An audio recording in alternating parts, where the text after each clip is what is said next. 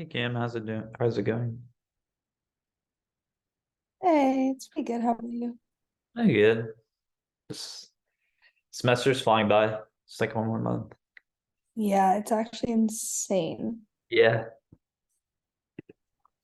I just had like a full day and it just like goes by so much faster too if you have stuff scheduled for the whole day Yeah, and just like oh my God, exactly. just like Sometimes, constantly on. yeah. Sometimes I wish I just could go back to like freshman year, just like have nothing to do, just enjoy the day. Yeah, me too. Yeah.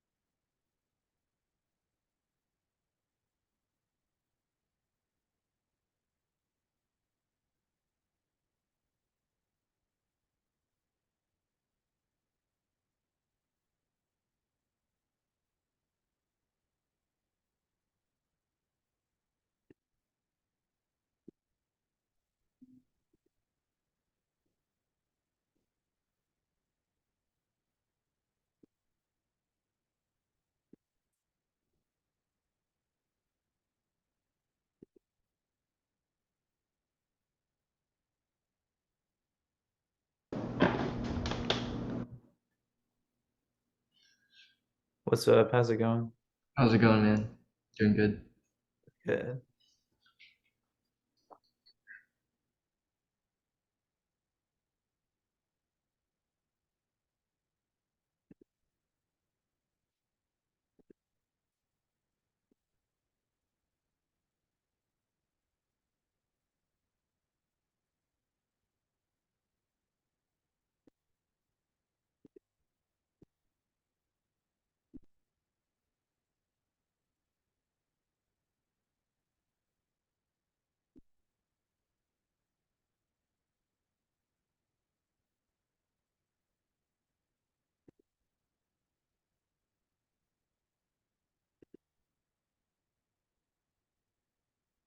Wait for 5 minutes and get started.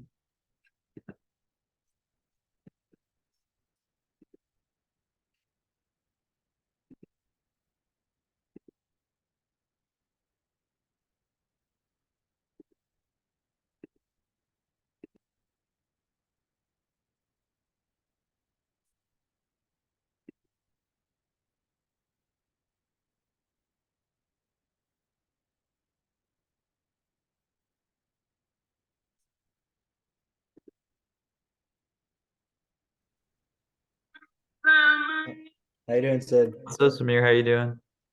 You good? How's your day? Been all right. Good. How Grinding. how's fast going? Fast is going pretty good. Yeah, I'm a little hungry right now. So we're like Uh, 20 minutes out from fast break, so oh, gonna nice. maybe stop like halfway through, grab a little bite to eat. So is it exactly like a sunset or? So it's dusk. Oh, So okay. once the sun like crosses the horizon, basically. Oh, wow, nice. Yeah.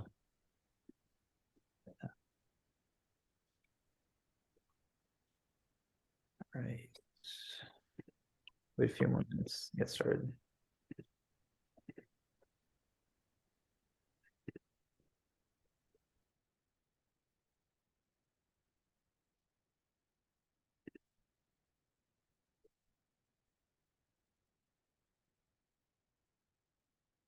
Right.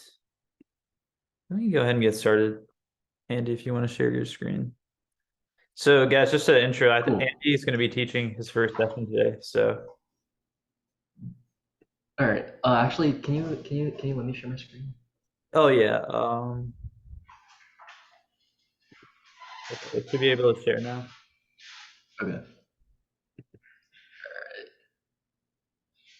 All right. Hey, everybody. As y'all probably know, like I was also a student like you in these sessions. So I already took my MCAT recently, and right now I'm just trying to um, join the team and do some of the sessions on my own. So this is going to be my first session, and of course at the very end you can let me know how I do and if you have any comments on future sessions. Okay, so today we're going to be doing a chemistry physics passage. A lot of this should be review, but hopefully you'll learn something new. The first thing we'll talk about is resistance and resistivity.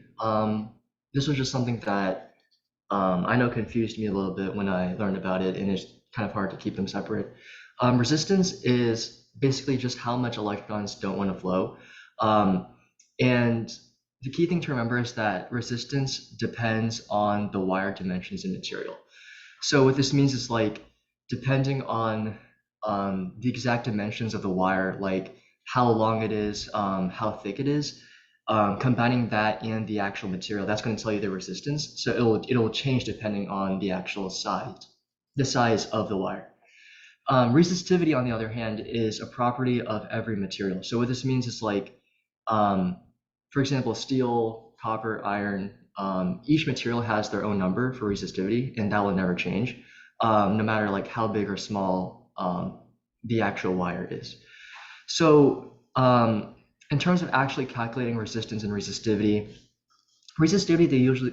they'll usually give to you, and resistance is something that changes obviously depending on the wire. And the way I remember it is that it's lowest whenever the wire is short and fat, which makes sense if you think about resistance as like highways and traffic jams.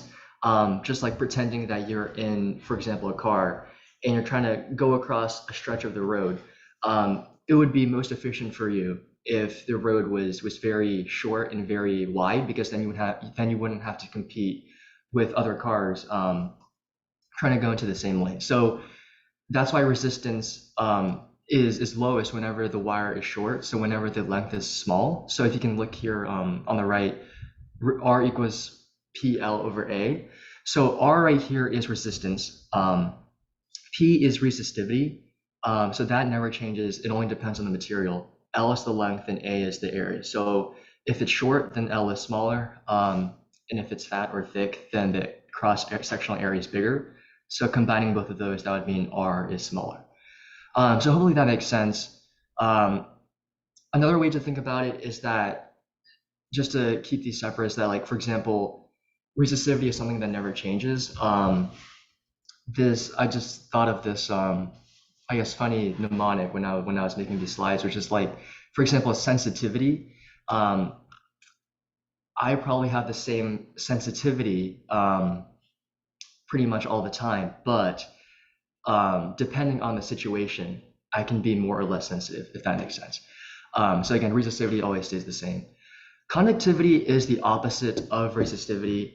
What that means is, obviously, if something is more resistive, it'll be less conductive, and vice versa. So the formula is really simple again. Because they're opposites, you can calculate one just by doing one divided by the other. So if you have R, just do 1 over that, you'll get C. And if you have C, just do 1 over that and you'll get R. I forgot to put in here, but the units are pretty important. So for resistance, that's for ANCE for resistance. The units will be ohms. And for resistivity, they'll be ohms times meter. And for conductivity, there'll be S over M, or Siemens per meter. So if y'all like want me to write that out, I can, but just let me know. So moving on to kind of a really different topic, but it'll relate to the passage that we do. Bone structure. I just included this in here just for reference. Bone tissue is obviously the biggest one. And then if we go down, we can see we have osteons and Haversian canals. These are for the transports of nutrients, and osteons are just like these, like these ovals here with the lighter area in the middle. So the bigger oval is the osteons, and the Haversian canals can kind of go through them. And Haversian canals are just for nutrients to pass through the bone. There's fiber patterns, fibers. You don't really need to focus on those. But the main thing here is that there is a lot of collagen within bone. And within the collagen, I'm sure you've heard of something called hydroxyapatite, or more specifically, calcium hydroxyapatite. And that's like the main bread and butter of your bone. Is the main thing that gives it its density and its like structural properties, like it makes it strong. And the key thing to know about calcium hydroxyapatite is that, so calcium obviously is it's a transition earth element, I believe. And you can see here this OH and PO43 thing. So if I could ask a question to the audience, do you think, like, what type of compound do you think calcium hydroxyapatite is? Do you think it would be ionic, covalent, what type?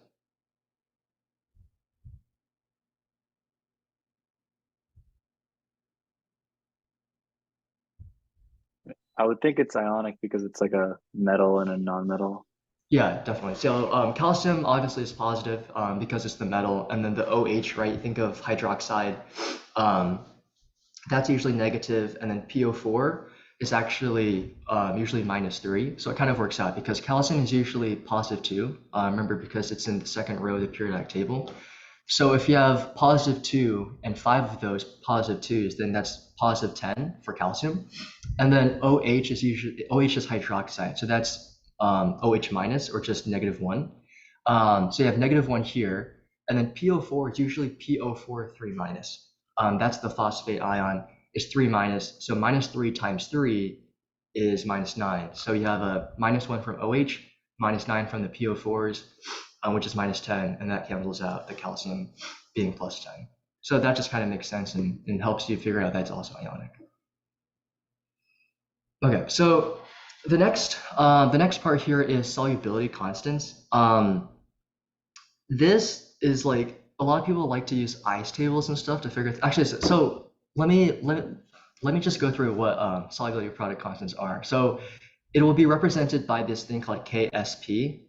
K is just whenever we have equilibrium constants, and SP is for solubility product. So obviously this is an equilibrium constant for dissolving some type of ionic compound into water. It lets you determine how much salt you can add. Actually, there's some chat here. Oh, okay, just for me. Okay. To make a saturated solution. So I bolded saturated solution because KSP is always for saturated solutions. And what that means is every single ionic compound, so like NaCl, CaCl2, for example, the calcium hydroxyapatite from before, for everything, for every single salt, it's going to have a specific KSP. Like it's going to have a number attached to it. And that lets you know how soluble it is. So the higher the number, the higher the KSP, the more soluble it'll be. And the lower the KSP, it'll be less soluble, which makes sense. Specifically, like putting into numbers, and usually like the MCAT likes to make calculations pretty simple. So I've included a pretty simple one here, but if you look to the right, you can see BaSO4 going into Ba2 plus and SO4 2 minus. So the KSP, the way you would write that is you would multiply Ba2 plus and SO4 2 minus. And for example, if there were coefficients in front of the Ba2 plus or in front of the SO4 2 minus, then you would include that as exponents. Sort of how you write equilibrium constants everywhere. For example, let's just say there was a 2 in front of the Ba2 plus. Then in your KSP equation, it would be Ba2 plus squared, right? Or if there was a 3, it would be to the cubed. But here it's 1 and 1, so here we don't have to worry about exponents. So the KSP is equal to Ba2 plus concentration times SO4 2 minus concentration. So just like a really quick practice question, which shouldn't require a calculator, because obviously those aren't allowed on the MCAT. Like let's say you assume that the KSP of BaSO4, like the question gives it to you that it's 1 times 10 to the negative 10. So my question is, in a saturated solution of BaSO4, what would be the concentration of Ba2 plus? So you can unmute whenever you.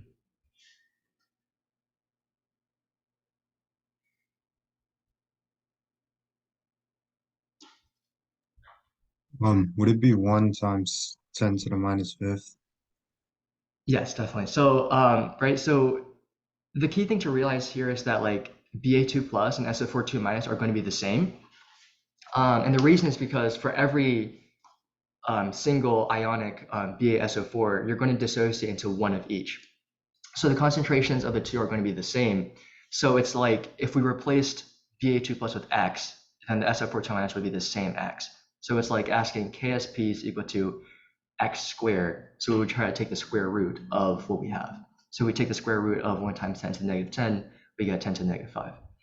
So hopefully that makes sense. If you guys want, or actually, yeah, so let me just put it to the audience. Do you guys want another example of KSP, or are you guys good? Personally, I'm good. Okay. Anybody I'm else? also good. Okay, sounds Yes, good. I do have a Cool. question though. Sure. Um, isn't isn't it isn't it in reaction order? I believe that you can't use the coefficients to represent like your exponents in that equation.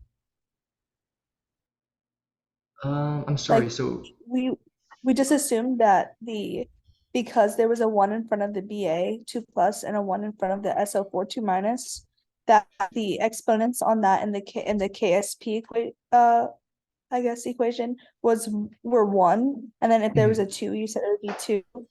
Isn't it true that in reaction order, which isn't the same as solubility, but that they do not use coefficients? Like we would have to be given the like rate law of a reaction to use that as exponents, right?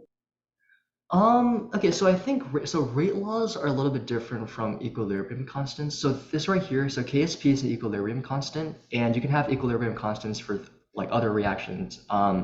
So I think the rule is whenever you have equilibrium constants, like whenever you have K, like whenever you see a K, then you would turn the coefficients into exponents. I think you would always do that.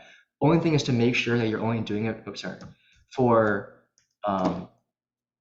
for aqueous and gas and liquid. So you would never do it for a solid, I'm pretty sure. And yeah, so that's the only thing to watch out for. I think for rate laws and stuff, I think those are a little bit different. Yeah, I think those are a little bit different.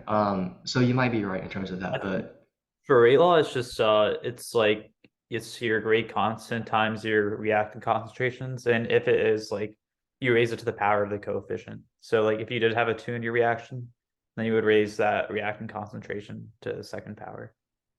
So it is kind of similar to I this. think This is I like think that's only if it's the slow step, correct though? yeah, yes. so yeah, that'd be the slow step. Okay. All right. Yeah. Just it's just a bit different because it's just dissolving something, whereas that's like an actual reaction. Thank you. Yep, no problem. Okay, so the last piece of content we'll go over is denaturing agents. This is actually pretty high yield. I would say denaturing agents are just stuff that can cause a protein to fall apart in pretty simple terms. So you guys probably already know the common denaturing agents, extreme pH. So whenever you see acids and bases, sodium hydroxide, hydrochloric acid, those will definitely denature proteins. High temperature and low temperature, so freezing conditions, really hot conditions, usually conditions more than 37 degrees Celsius are bad for proteins.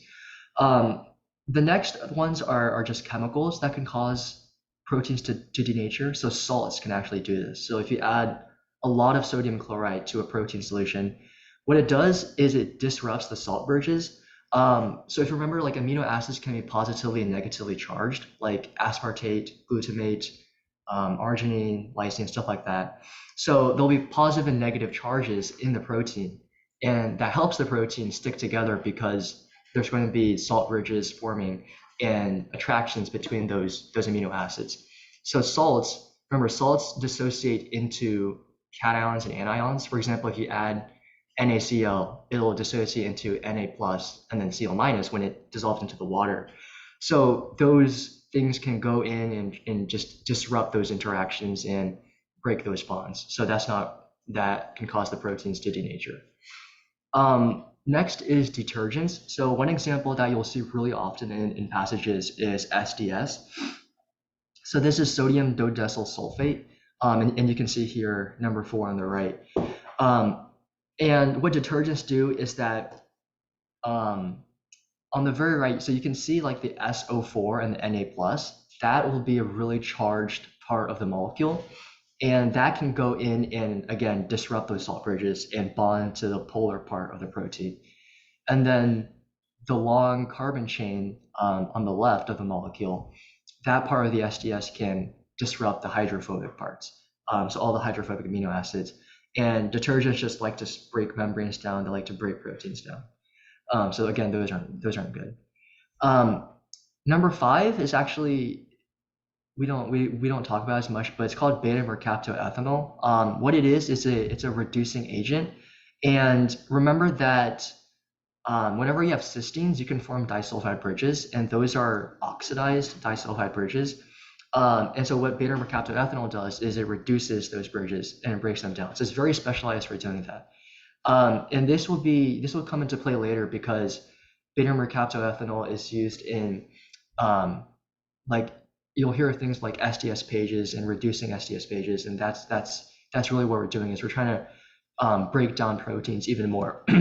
So for example, if you have a quaternary protein, remember quaternary is like two or more tertiary proteins bonded together by disulfide bridges. So with beta-mercaptoethanol, we can actually break down those quaternary proteins into the really small components. So number 6 is urea and guanidine HCl. Less commonly seen, but still important because they interfere with the hydrophilic interactions with hydrogen bonds. And you can see like from their structures that there's a lot of NH2s. So remember, hydrogen bonds are H with nitrogen, oxygen, or fluorine. So we have nitrogen here, so that can disrupt the H bonds. And 7 is UV radiation. I'm sure this is pretty self-explanatory, but that can also denature proteins, break bonds. So one question I had was, given guanidine structure, and I don't know if you can see my thing, which is right here, you guys really should be studying your amino acids, I would say. It's like the number 1 most important thing to do for your exam. Just make sure you know all 20 of them really well. So could anybody tell me what the guanidine like functional group reminds you of, like which amino acid it does? Arginine. Great, yeah. So arginine. What would be the single letter abbreviation for arginine? R. Yes. Okay. Yeah. So because usually, like for example, on the exam, they'll give you like, and I'm sure you've seen them in practice questions, like they'll give you a sequence of like A, R, D, E usually, and then you have to deduce it from there. So also make sure to know your single letter abbreviations pretty well. Okay, so these are just some exam tips that I've compiled just for my time studying and practice with the actual exam. My number 1 tip is really to abuse the strike-through feature. And what I mean here is that like this has really helped me like gain, I would say 3 or 4 points when I was practicing for the exam. And really, for example, in cars, really anything except for chem phys, because that's usually either know or you don't. But for bio, psych, and cars, I would always find myself being like underconfident, and I would always like see distractor answers and like feel like I know they were wrong. But then I would just get confused and spend too much time. So I learned to actually like really abuse the strike-through feature and just go through each answer choice. And if I saw anything that was like a little bit wrong about an answer, I would immediately just strike through it and just never look at it again. And it really just made me a lot more confident. It made me a lot faster because I wasn't rereading, answer choices that were wrong, and then also just made me more accurate. So that's probably my number 1 tip and like the number 1 thing to take away, I think. And I think if you guys apply it, then it would be really, really good for accuracy and confidence in general. Another thing is generally, so a lot of people have differing advice. I usually like to read the passage first before answering questions. I just think that just reading the questions first doesn't help a lot. Now you're going into the passage really either like with high expectations or low expectations. So I think you should just read the passage first before you answer the questions. Another thing is for chem and bio, try actually doing the discrete first before the passage. Like you don't have to do all the discrete first, but just like do a discrete first at the very beginning of the section. And this is because I knew I would be really nervous on test day. So I know that I can't, like when I sit down, I can't focus on a passage. Like I can't read a paragraph for the first 5 minutes because I'll just be rereading the same sentence. So this was just a tip that I used in just doing discrete first helps you build your confidence. For car, so this kind of goes back to the view strike-through feature. Eliminate anything that's 5% wrong, even if it's 95% right. So what this means is the correct answer is always going to be, it might not be like 100% correct, like it might not like completely align with what you're thinking the correct answer should be, but it will never have anything that's wrong in it. So if you see something that contradicts, like if there's any contradictions, anything that you can point to the passage and say that these two don't go well together, then you should eliminate it. Again, know your amino acids, guarantee 3 to 5 questions, right? So every time you do a ChemFist calculation, pay attention to units, easy 1 or 2 questions that you could get right. Again, know your amino acids. I can't stress that enough. And then for bio passages with long pathways, I like to organize proteins into 2 teams. So this kind of sounds weird, but one trick that I found that works really well for me is that if I have like a pathway where there's like, for example, like insulin and glucagon. One of them, insulin, your body releases whenever you eat food. One of them, glucagon, your body releases whenever you don't have food. And there's going to be like the passage might give you a bunch of other proteins that correlate with insulin and glucagon. What I would do personally is like categorize each protein into, okay, is it being released whenever you need energy or whenever you have energy, right? So just because like one thing I found out is that like in all of biology, there's basically only there's only one overarching theme, which is that everything comes in pairs. So just organizing things into teams, organizing this into like, does this activate this? Does this inhibit this? Do these 2 things like each other? And just like, assigning personalities to different proteins helps keep it interesting and just make sure that you don't trip yourself up on like all the really weird names that they give you. So does anybody have any questions on these exam tips or like the content we've covered before we go to the questions? I have a question. Do you have any? First of all, I really like your exam tips, especially number 3. I just never thought about doing the discrete questions first. That's kind of a really nice tip, especially considering like test day. But do you have any tips for psych soc like specifically? Because I know it's like kind of just like a vocab, not vocab test, but like a memorization type thing. But like, do you have any way of like consolidating the sheer mass amount of information in that section?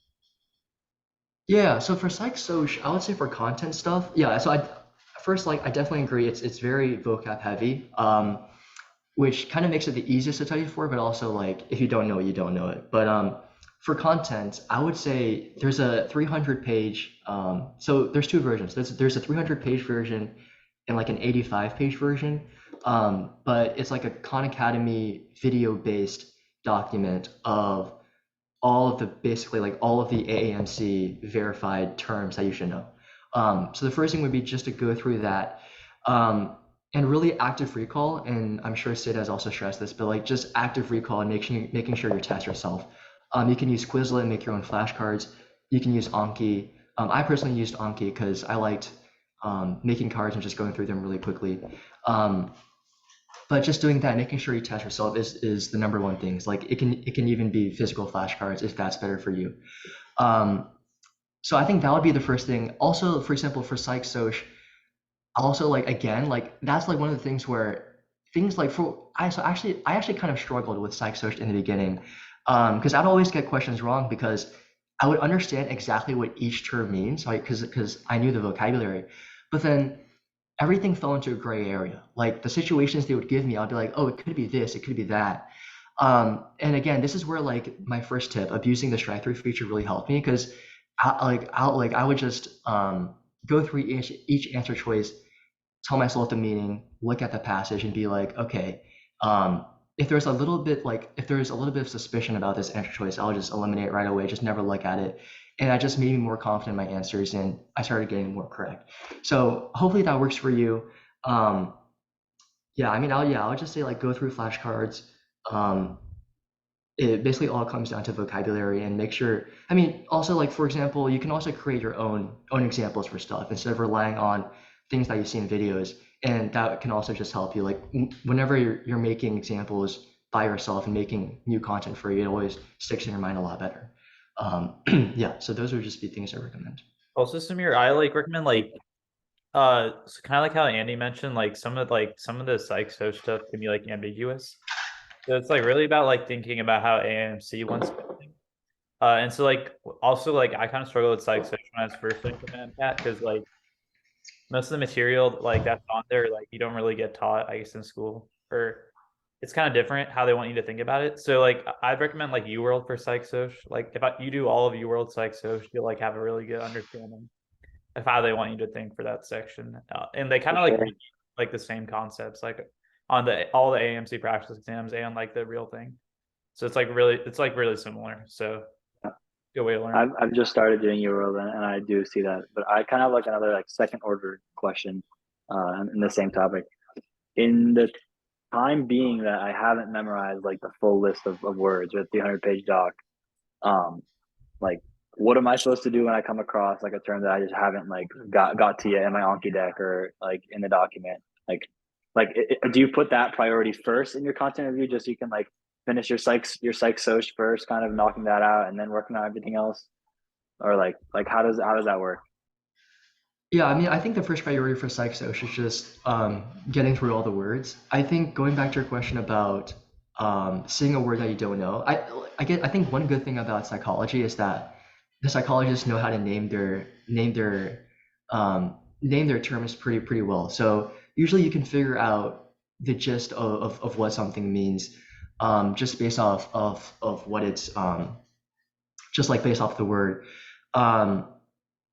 Yeah, again, I think just if you like really are struggling with a certain question, then just trying to use your strike through feature and then just moving on to another question because each question is worth the same. So if you spend less time on one, you can spend more time on the other. I don't know if you have any more to add, Sid. Thank you. Yeah, so like I mean it's gonna be really hard to cover every single term during your studying because like it's just massive. So like most of the time you can just kind of like reason it out or like just use elimination of answer choices kind of to get the best answer. Because like even on test day, most likely you'll see like one or two. Like you have a really good section, you'll at least see one or two words you like don't recognize. But you can kind of like figure it out or like try your best. For sure. Thank you. Cool. All right, so if nobody has any other questions, we can go to the passage.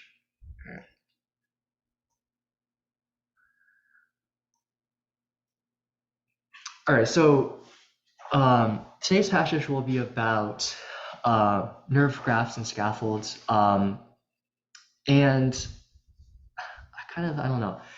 Personally, like I find that like if I read something out loud, it kind of like I kind of get too focused on reading it and not actually like paying attention to what's in the passage. So if it works better for everybody, I can copy like the link to the passage. Oh, actually, I don't know if it makes you like make an account, but I can try. So actually, let me copy the link into the chat, and you guys can just read it on your own. I'll give you guys like 3 minutes to read the passage, if that works for everybody. On your own, you can look at the questions if you want, but then after 3 minutes, we can reconvene and go to question 1. How does that sound?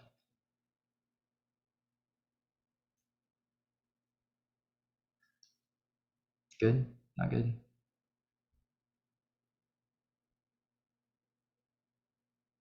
Is everybody just reading the passage now? Yeah, thank you. Okay, cool.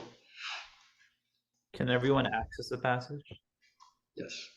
All right, good. Okay.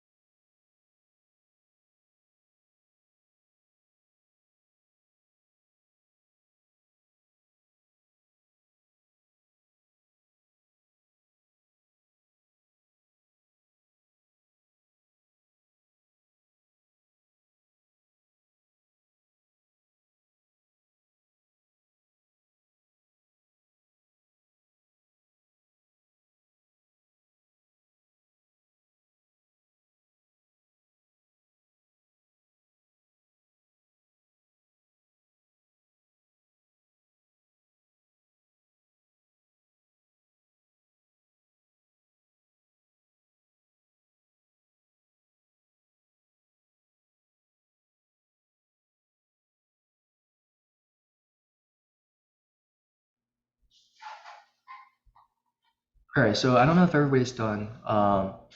It is a pretty short passage, but we can go ahead and go into the first question. The first question is asking, assume the peptide amphiphile mentioned in the final paragraph behaves as a typical conductive wire. Okay, so what is the resistivity of the conductive PA? So the first thing I'm looking at is the final paragraph, which is right here. And it's asking me for resistivity. So the first thing I'm thinking of is the equation R is equal to PL over A, right? And I want to remember that the P, or the rho actually, in the equation is the resistivity. So that's what we're trying to find. I don't know if you guys can see my annotations. So we're trying to find, can you guys see my drawing? Yes. Yes. So we're trying to find this, and it should be pretty simple. It's just plug and chug. Resistance of 0.3 rho times the length. The length is 4 micrometers. So again, this is where units become kind of important because you want to make sure that your units are consistent. Actually, wait, yeah. So we would do 4 times 10 to the minus 6, right? Because micrometers is 10 to the minus 6 over 0.07 micrometers squared. So this is like the trickiest you'll get in terms of AMC stuff. Like this is probably the most complex math you'll do. But it's important to remember that 0.07 micrometers squared, but we need to convert that into meters squared. And remember, micrometer is 1 times 10 to the negative 6. So this is the same thing as 0.07 times 10 to the negative 6 times 10 to the negative 6. So this is actually 0.07 times 10 to the negative 12. And then you need to be like, okay, so 7 times 10 to the minus 2, that is 0.07. So that's 7 times 10 to the minus 2 times 10 to the negative 12. So that's in total 7 times 10 to the negative 14. Right, so kind of complex, but then you have to divide these two, move this over. So we're doing 0.3 times all of this. So if we do 0.3 times 7, that's like 2.1, right? 7 times 3 is 21, times 10 to the minus 14 is equal to P times 4 times 10 to the minus 6. So now we need to divide both sides by 10 to the minus 6. Oh gosh, okay. Right, and from here it should be what, 0.5. I like to just divide like this digit first and then go through exponents, just keep them separate. Really avoids a lot of mistakes. Remember, if you're dividing by negative 6, you have to add the plus 6. So you got minus 8, so this should be 5 times 10 to the minus 9. So that gets us C, right? So does that make sense for everybody? Might C. Okay. Here's one tip for me that I use. Sure. Before putting all of the values into the equation, I rewrite it to give me the variable that I want. So in this situation, I would have done resistance times A over L. That way I didn't have to go back and forth across a equal sign. Sometimes that's just easier. I've seen it saves a little bit of time. Yeah, definitely. Yeah, thank you for bringing that up. Yeah, yeah. So again, as Cameron said, RA over L. Then you can, manipulate everything on one side of the equal sign. You don't have to go back and forth. Yeah. So thank you. Yeah. Yeah. So again, this is probably going to be like the most complex you'll get. I would even go like so far as to say if you're doing something that's even more complicated than this in terms of like multiplying stuff and doing exponents, then you're probably going on the wrong track. It's not like a guarantee, but usually AMC likes to keep the math pretty one step or two step and not too involved. Cool. So the next question is asking which amino acid, if substituted for alanine, would most likely, okay, I don't know why I have this, Okay. Would most likely inhibit the self-assembly of a peptide amphiphile. So this question actually, like, you don't even really need a passage for it. Again, you have to really remember what amino acids are. Alanine, can somebody tell me if it's big or small, hydrophobic or hydrophilic?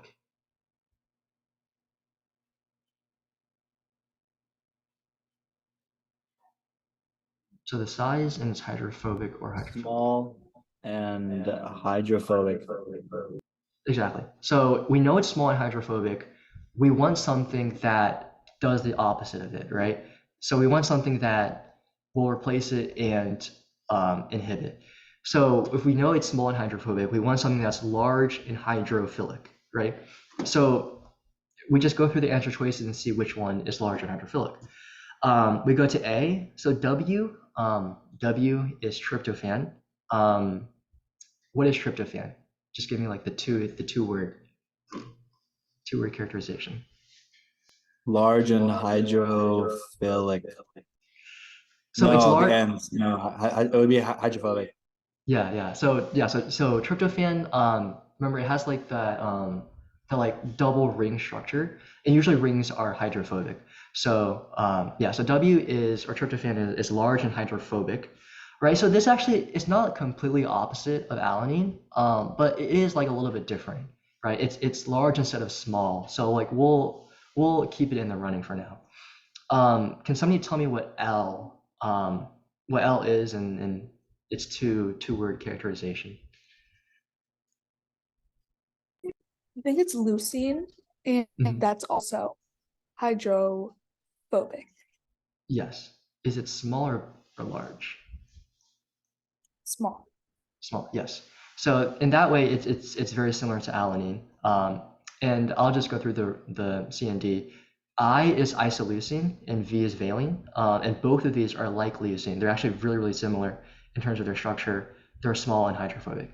So in the end, just going through each answer choice, actually A is the correct answer because, right, even though it's not large and hydrophilic, it's different enough from alanine that we can tell that it will be the one that's most likely to hit, just because L, I, and V are very close to alanine. Does that make sense? I have a question. So I kind of arrived at the same answer just because it's like you said, it's the most different from the rest. But what was that line of reasoning you used in the beginning to arrive at the conclusion that you needed something that was the opposite of alanine? Like where did that come from that you needed that in order for it to inhibit the self-assembly of a peptide amphiphile? Definitely, yeah. And I probably should have explained that before we went into all of that discussion. But so I think really like, so it's like, because you're right, because like the passage never really mentions alanine directly, but it kind of gives you this structure. And if you look closely, like you can actually see alanine in here. I think you guys can see my cursor. But this actually is alanine. Actually, this is also alanine, and this is alanine. Yeah, so actually there is a lot of alanine. But just realizing, like, without even the passage, just like if you're substituting for alanine, so like if you're taking alanine away and you're putting something in, and you're basically assuming that like you're trying to inhibit the self-assembly. So normally it would self-assemble. Normally, if alanine was there, it would do its thing and self-assemble. And you're trying to take away alanine, put something in you, and what would stop that process? So you're looking for something that's like kind of the most different from it chemically.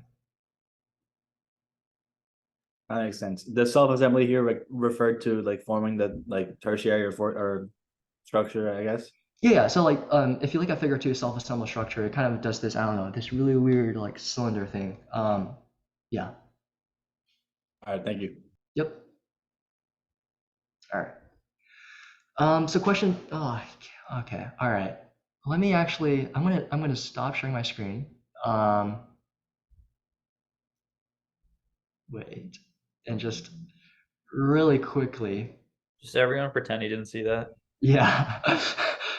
Just this, I should not have gone through this. I mean, I had to go through this beforehand, but I should have just No, that's fine. taken my That's stuff. before. Yeah. All right, just a few more seconds.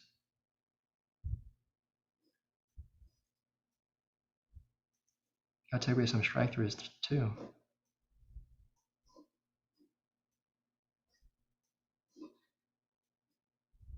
Wait, it came back.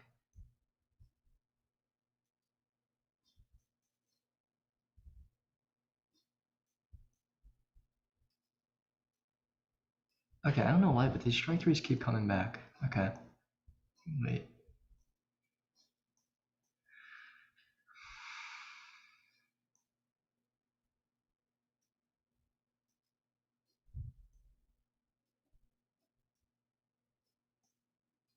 I guess it's better if it's all struck through, then you guys won't know the difference. So I guess that works. Okay. All right, let me reshare my screen. Sorry about that. Okay, so question 3. Based on the passage, which of the following may be an advantage of using peptide scaffold treatments as an alternative to autologous nerve grafts? So this one I kind of didn't prepare you guys well for, but it's just something that like I can't really like do content review on. Again, I think this is where like process of elimination comes in, just eliminating stuff that doesn't sound right or that you know for a fact is wrong, right? So I'll just go through each answer choice and see if we can get at the correct answer.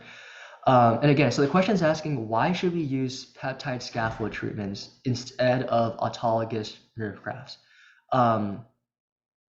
So first of all, like, what is an autologous nerve graft, right? So it says here, autologous means from oneself, right? And if you know what if you know what a graft is, it's like taking something from one part of the body and putting it into another. And you're doing this from yourself. So you're taking something from your own body and putting it somewhere else, right? And in this case, you're taking a nerve and putting it somewhere else. So what's the advantage of using this peptide, this protein treatment instead of doing surgery and taking nerves from one place to another, right? So that's what the question is getting at. Answer choice A is saying nerve grafts are likely to trigger the production of anti-self antibodies. So can somebody give me a reason why they think A is wrong or right? I think A is wrong because your immune system wouldn't produce anti-self antibodies because it's from yourself. So it would kind of maybe wait. Exactly. Yeah. So again, that just goes back, just going to the passage, making sure you realize autologous is from oneself. And once you know that, then A definitely doesn't make any sense, because why would you produce antibodies to yourself? Okay, great. So B, peptide scaffolds can replace neurons at the transplant site. So this one is like weird because we've never talked about replacing neurons. I don't know how you would have proteins replace neurons. It's just something like we just really don't know well about. We don't have like any way to say it's wrong. We also don't have any way to say it's correct. Like we just don't know how that's an advantage, right? So let's just move on to C. Nerve grafts require surgery at both the transplant site and at the harvesting site. So I think based off of my explanation earlier, that should stick out to you as a correct answer, because remember, nerve grafts, you have to get it from yourself. And the only way to get it from yourself is to do a surgery, take it out from a part of your body, right? So that would be the harvesting site, and then do another surgery to put it into the transplant site. So you have to do surgery, you have to stitch it back up. That can create a lot of wounds, that can cause, unnecessary care, or just like, you have to do rest after the operation. So this would definitely be an advantage of a peptide scaffold treatment, because that's just a scaffold that you put in rather than doing 2 surgeries at once. And then just making sure D is wrong. Peptide scaffolds, but not nerve grafts, are electrically conductive. So this one, could trip you up, right? Like PAs, they have charged residues, right? There's ionization. But the thing to make sure here is that it's saying it's electrically conductive. And if you think back to like your physics knowledge and just all the materials that you've learned about, which ones have been electrically conductive? Has anything in your body been electrically conductive? Not really, other than ions, right? So the only things that are really electrically conductive are metals, and you don't really see things that are that have C's and N's and O's in them being electrically conductive just because covalent bonds don't transfer electricity. So peptide scaffolds are proteins. Proteins are not electrically conductive. So that's why we can eliminate D. I think I have a question. Sure. Aren't neurons electrically conductive? And the reason for that answer to be wrong would be more about the fact that nerves are electrically conductive. That's how they communicate with like each other. Yeah, so nerves, so saying nerves are electrically conductive, it's not wrong, but all the electricity, just remember that all the electricity is in the action potentials. And remember, action potentials are only electricity because of the sodium ions and potassium ions and chloride, just like all the ions, because ions can move charge. So moving them across membranes can make them electrically conductive. So like the actual neurons themselves, though, like for example, like the actual like neuron tissue, like it's not very conductive. It can like produce electricity, but it's like the actual membrane is not very conductive.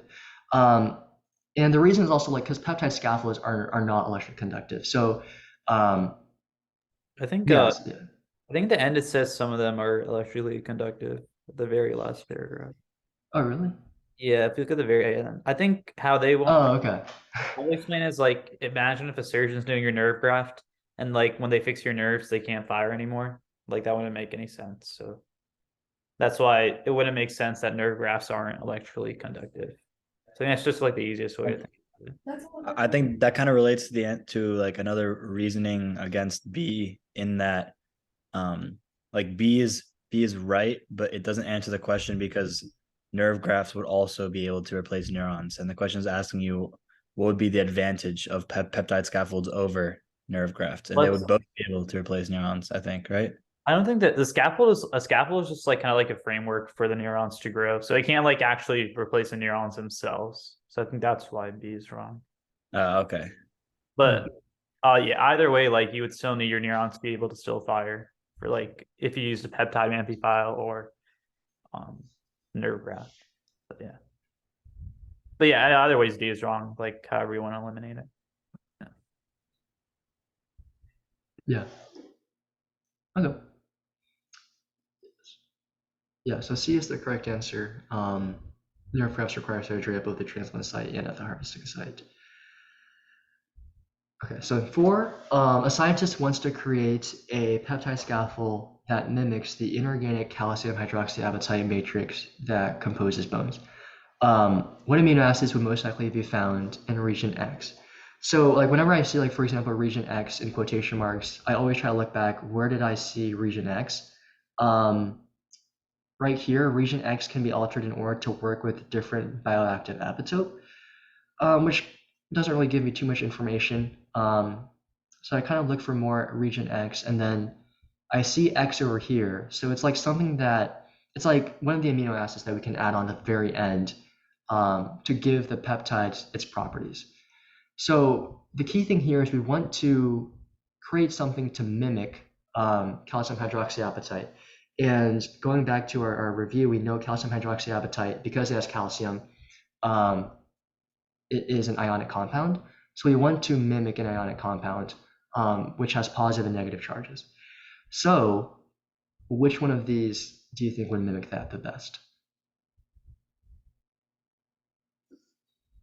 A. Yeah. So A, arginine and aspartate. Arginine is going to be positively charged. It's a base. Aspartate is going to be an acid. So that's correct. Phenylalanine, remember, that's a hydrophobic one, no charge. Glutamate is an acid, so would have a charge, but we want both of them to have charges. Arginine is the charged one. Leucine is not. Arginine is charged. Isoleucine is not. So yeah, A is the correct answer. I have a question. Could Yes. we in a way, if we didn't know what that calcium hydroxyapatite was, but we knew what an amphiphile is, and that like it has like a non-polar region and a polar region, could we answer the question in the same way, knowing that like X is in like the polar region next to that other negatively charged amino acid, so like it also needs to be like polar, I guess, too, maybe? That is actually a really good way of answering that. Yeah, I actually did not think of that, but yeah, it's good. Yeah, so what Samir said was that amphiphiles are usually have like a positive or a polar charged end and then like a non-charged end. So you can see here, the left side of the compound is kind of non-charged, and the right side is. So in keeping with that tradition, we would want two amino acids that are charged. Yeah, so that also works.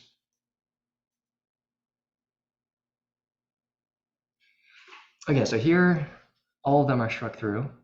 There is one correct answer, but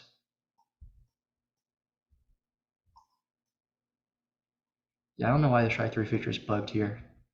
But okay. Beta sheet formation between PAs is directed by. So like whenever I see these questions, like they're just like, it almost seems like these answers are copied and pasted. You have to just like make sure you keep your calm. And really it's only asking about two things, right? Is it between hydrogen and oxygen or between nitrogen and oxygen? That's your first question. And then is it within the peptide backbone or within your side groups? So we just have like basically two mini questions to answer. Right, so beta sheet formation, that is primary, secondary, tertiary structure. Secondary. Yes. So secondary structure, that would not be within side groups, right? That would be within the peptide backbone. Remember, tertiary is the one that's between side groups. So knowing that, I would just automatically strike through B and D, just never look at those again, because those have to be wrong. Then I'll look at A and C. Is it hydrogen and oxygen or nitrogen and oxygen, right? So it has to be a hydrogen bond, right?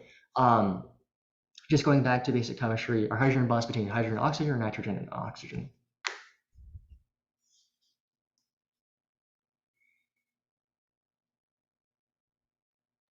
Hydrogen, oxygen. Yeah, so pretty self-explanatory. A has to be the correct answer. Just making sure you're not getting tripped up by the other answer choices. Okay, so 6. Another through question. Self-assembly of the peptide amphiphile into the polymeric form is least likely to be induced by the addition of 0.1 molar of which of the following. So we need to go back and see like what causes self-assembly of the peptide amphiphile, right? And if you can like scan the passage, you can see here, where is it, right? So we want to go from, okay, self-assembly. Okay, so here we have the transition from the monomeric state to the polymeric state is promoted by increases in pH or inorganic salt concentration. So here in this passage, like it gives it to you in this one sentence that's like a scavenger hunt. And as long as you find that sentence, you have a much better chance of answering the question, right? So we're looking at either increases in pH or inorganic salt. So which of the following, and also remember, this is the least question. So we're looking for which one is not increase in pH or inorganic salt. So going to A, AgCl, KSP is equal to 1.8 times 10 to the negative 10. So AgCl is a salt, right? So if we add 0.1 molar of this, do you think this would increase the inorganic salt concentration? Why or why not? If we add AgCl, do you think this would cause that transition by increasing the inorganic salt concentration? I think no, because the solubility constant is very low, so it's not gonna like dissociate. Yeah, so that's exactly right. Even though it is a salt, because the KSP is low, remember 10 to the negative 10 is a lot lower than even if we add we're only adding 0.1 molar. So if it doesn't really dissolve, if we're only adding this much, then a lot of it is not going to dissolve. So it actually won't increase the concentration that much.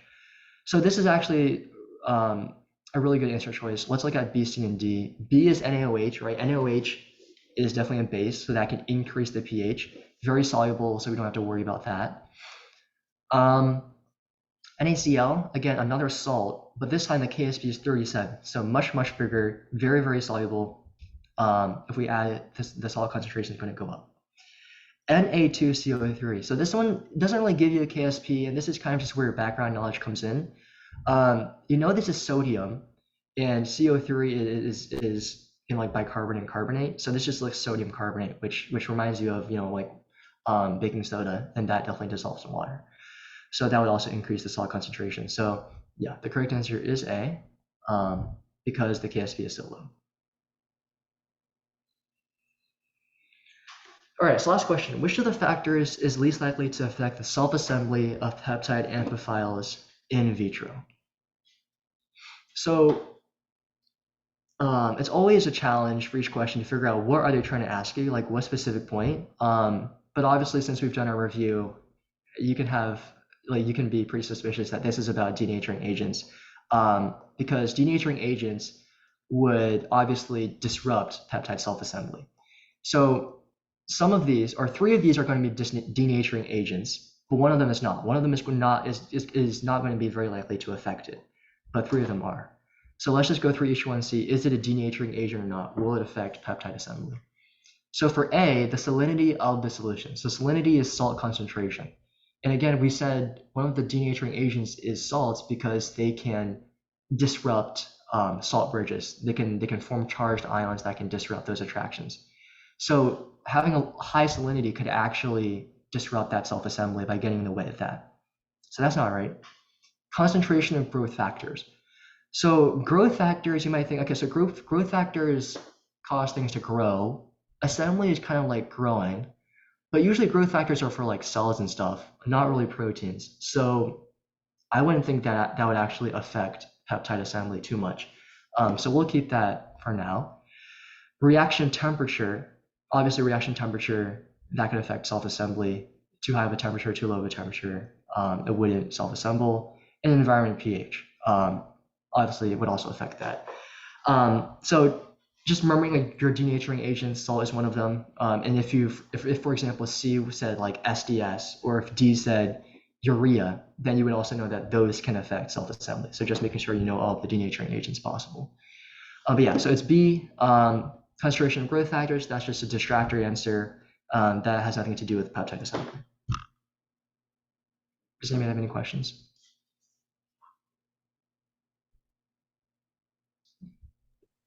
I would say like one good thing is like just came to me is like here you can solve this question by just like knowing what the test makers are trying to test you on.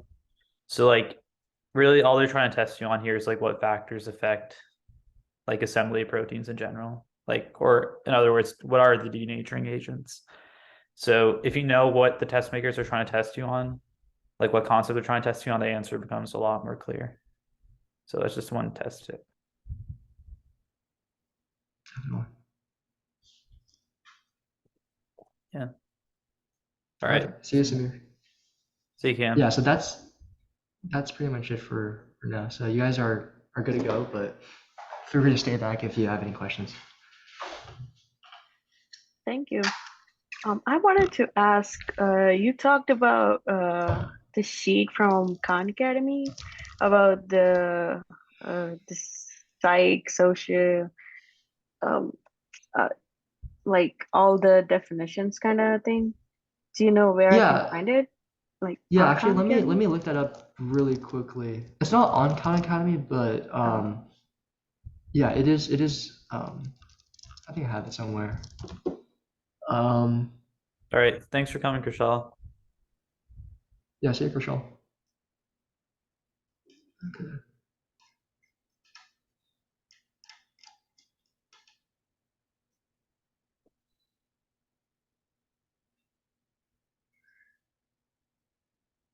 Actually, so could you actually, if you want, could you put your email in the chat, and I can Sure. email it to you. Oh, thank you. Yeah. There you go. Cool. I'll Thank you find for it the and session. email to you right after. Yeah, thank you Okay. for coming. Thank you so much. All right. Oh, great job, Andy. Yeah, I mean, I don't know. I like that question about peptide scaffold connectivity. Like, I totally missed that last paragraph, which kind of invalidated everything I said. Yeah. But No, it's fine. Yeah, that was a great session though. Great job. okay. Yeah. Cool. Yeah. All right. Well, Any like any tips? Anything? I But think No Yeah, worries. just make sure like you ask questions and stuff like that, just to make sure people are like following, which you did a Okay. good job doing. Okay. Maybe like next time, like add like an icebreaker or like ask people to introduce themselves, just so like everyone feels involved and stuff like that. Okay. But otherwise, no, it was really good. Yeah. Okay. Yeah. All right. Well, have Awesome. a great night, and I'll post the video on the website and post on Instagram. So. All right. Thank you. I'll see you.